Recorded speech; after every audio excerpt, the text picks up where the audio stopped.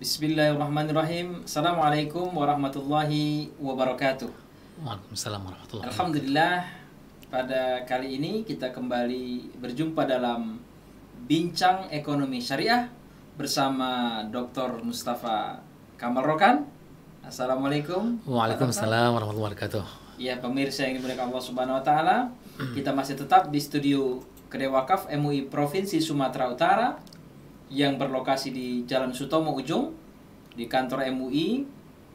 Misi Kedai Wakaf MUI Sumut adalah membangun wakaf produktif dengan tagline kami memudahkan Anda berwakaf. Kali ini dalam Bincang Ekonomi Syariah yang diprakarsai oleh DSN, Dewan Syariah Nasional Perwakilan Provinsi Sumatera Utara, kita akan berbicara atau berbincang-bincang dalam 30 menit ke depan tentang konsep yang juga sering dipakai di perbankan syariah, yaitu tentang mudharabah. Tentang mudharabah. Baik. Ustadz Mustafa, dalam Al-Quran kayaknya nggak ada kata mudharabah. Langsung ya Ustadz ya. Darabatum ya, kalimatnya darabatum. Wa idza darabatum fi sabilillah ya. Kata daraba ini sebenarnya memang banyak artinya Pak Akmal ya. Salah satunya juga memukul ya. Memukul. Kalau dalam bahasa Arab dulu kan daraba yang ribu ya. Artinya memukul. Sebenarnya secara filosofi orang yang memberikan dana itu adalah sedang memukul orang yang nggak punya dana. Itu dia. Ya, orang yang nggak punya dana itu kan nggak bisa kerja apa-apa dia. Kenapa dia aja, Wak? Bagaimanalah, nggak ada modal. Mau usaha nggak ada modal. Diam kakinya tuh. Nah, mudharabah ini adalah orang yang punya modal kira-kira memukulkan modalnya agar orang yang tak punya modal itu bisa berjalan, bisa bekerja, bisa jadi kalau berusaha. kita cerita mudharabah ini cerita pembiayaannya nih. Benar.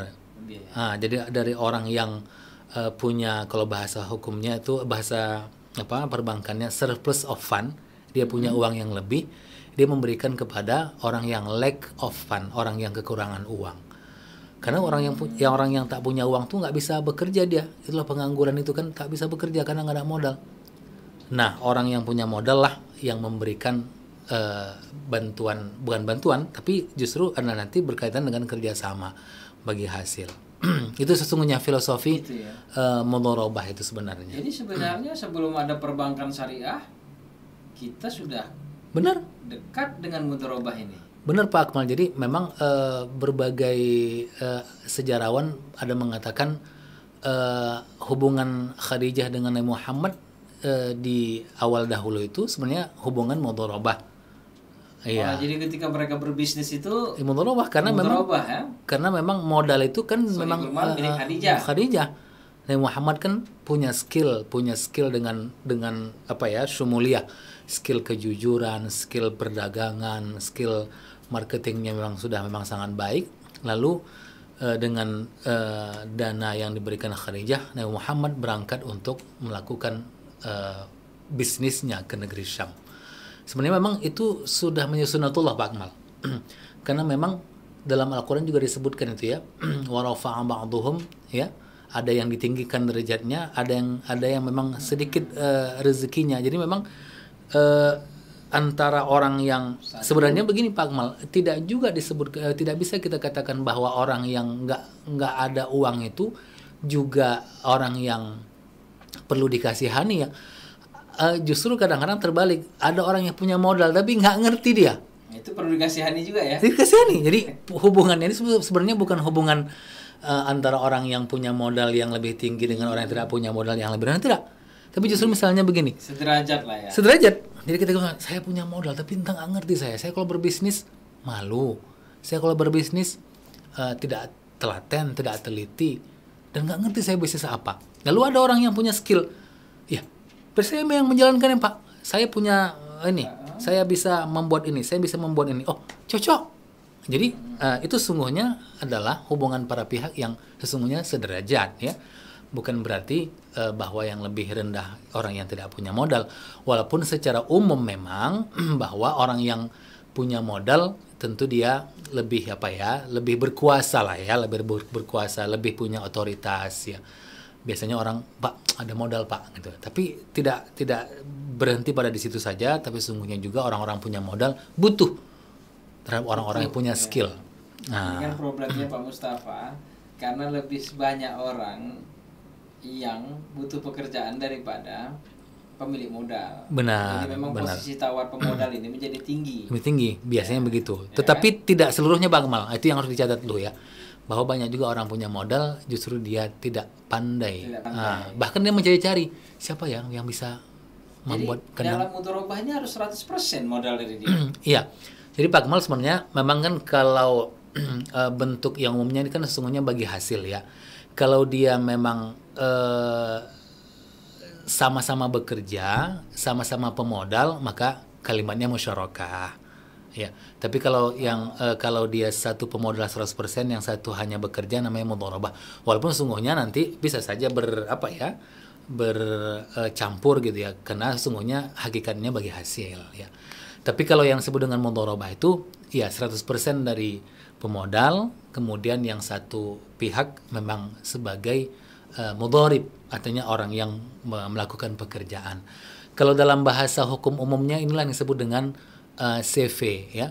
Ada sekutu komanditeri, ada sekutu komplementari.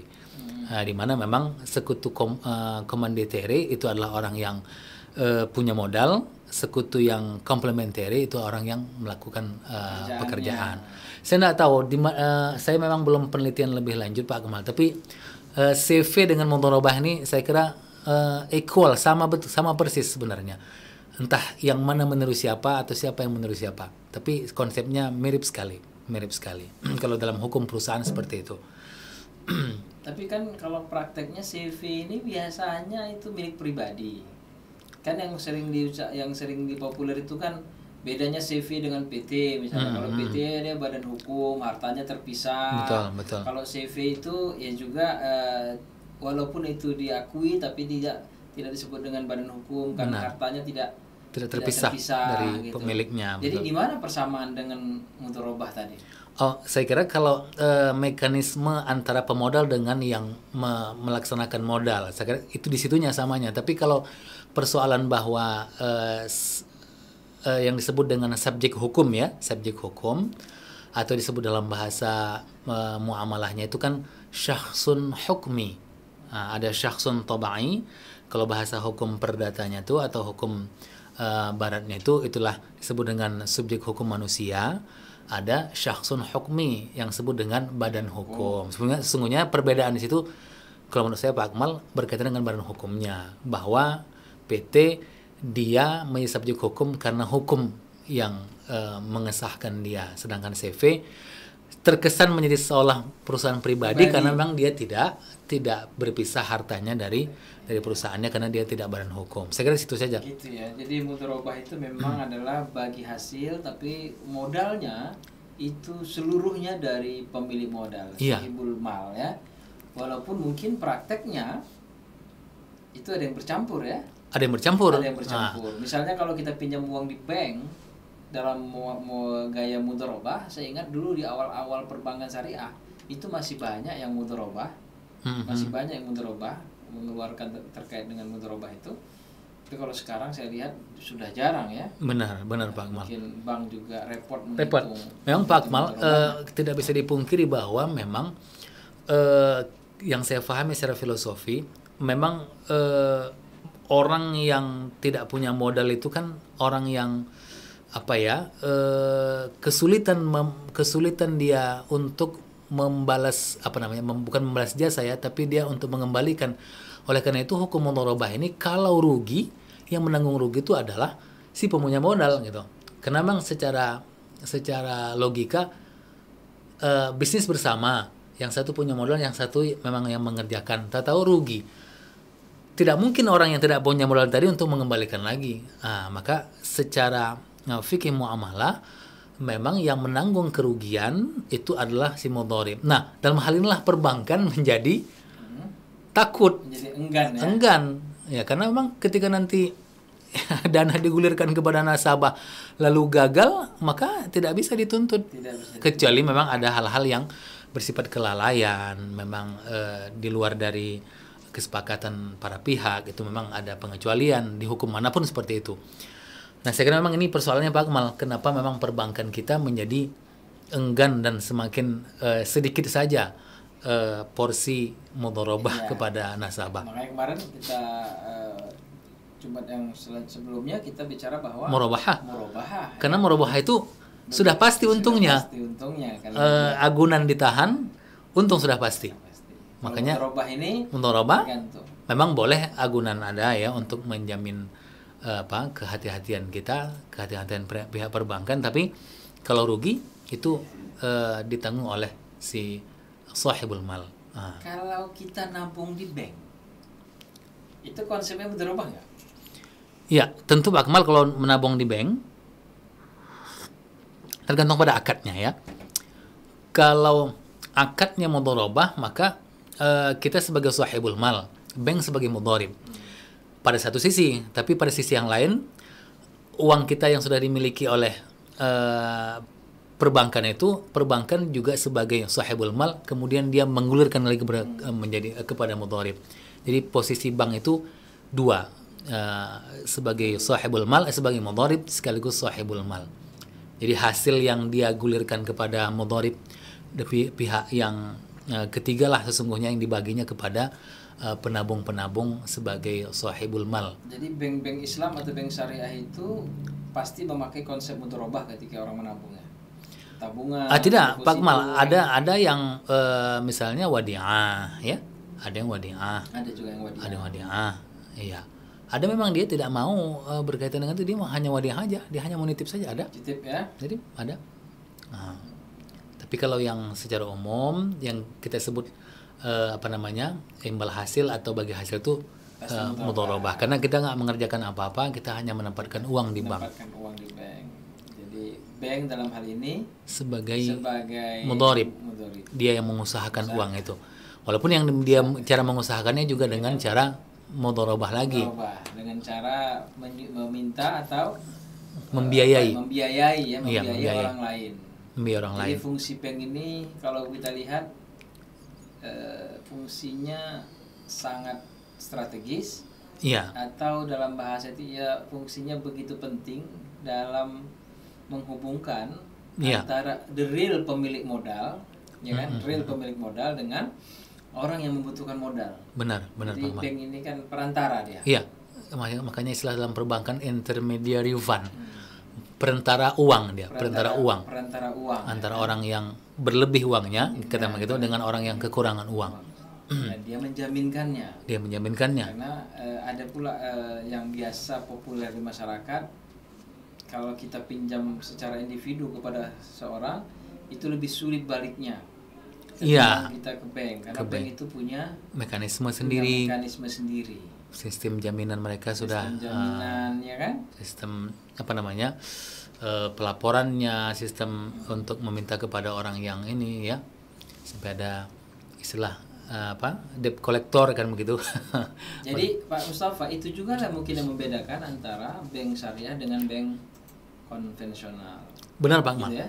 Saya kira situlah titik bedanya. Kenapa titik bedanya di situ? Karena memang bagi hasil kepada si sahibul mal atau pihak penabung itu tentu tidak tetap, karena tergantung kepada hasil yang dia usahakan, hasil yang diusahakan oleh pihak perbankan kepada pihak ketiga.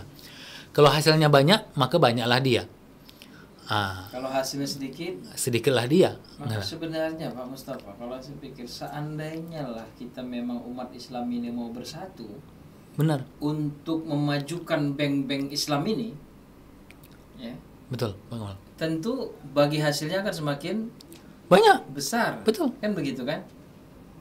Karena memang keuntungan itu berdasarkan bagi hasil. Nah, itulah yang menjadi kelemahan kalau dia menetapkan secara bunga. Walaupun di satu sisi biasanya pihak nasabah lebih nyaman, Pak Kemal. Berapa nih? Kalau saya simpan berapa nih? Tapi begini Pak Kemal, ini yang selalu terjadi dalam masyarakat. Pihak perbankan sebenarnya juga sama aja kadang-kadang. Misalnya kalau kita masukkan uang, katakanlah misalnya saya punya uang 5 miliar, pergi kepada bank syariah tertentu, berapa bagi hasil ini?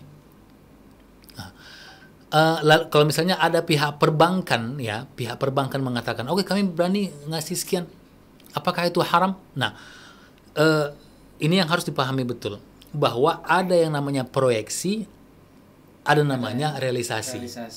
Bahwa misalnya ada orang yang punya dana, tentu dia ingin mendapatkan hasil yang maksimal. Ya, setiap orang pasti begitu. Dia punya dana 5 miliar, bagaimana dananya bergulir dan dia mendapatkan hasil maksimal. Tetapi secara realisasi bank tidak boleh harus sesuai dengan itu. Bahwa dia punya proyeksi, oke, kami bisa balikkan sekian persen. Itu proyeksi namanya. Bahwa sebagai pebisnis, sebagai mudharib, dia punya ancang-ancang, dia punya planning, dia punya sistem kerja dan sebagainya. Dia kira-kira memproyeksikan bisa mengembalikan sekian.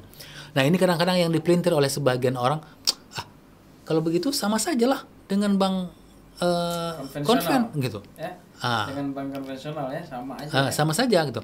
Nah, tetapi ketika realnya, tentu nanti berapa hasil yang dia peroleh kepada pihak ketiga setelah dia mengusahakan uang itu, segitulah dapatnya. Ya, tidak boleh ditetapkan. Kalau ditetapkan itulah yang disebut dengan fix, ya, fixed rate itu.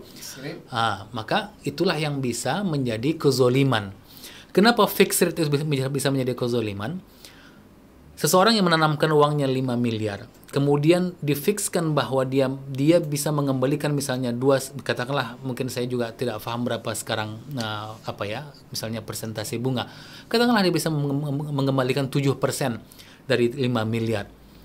Ya, kalau dia memang sesuai mendapatkan hasil dari yang dia usahakan itu sesuai dengan itu, ya. Tapi kalau dia kurang, maka kan pihak perbankan harus menutupi kekurangannya itu, karena sudah janji 7%. Tapi kalau dia beruntung banyak sekali, justru yang dirugikan adalah pemilik modal. Maka keadilan itu ketika memang berapa yang diperoleh, itulah yang dibagi hasilnya.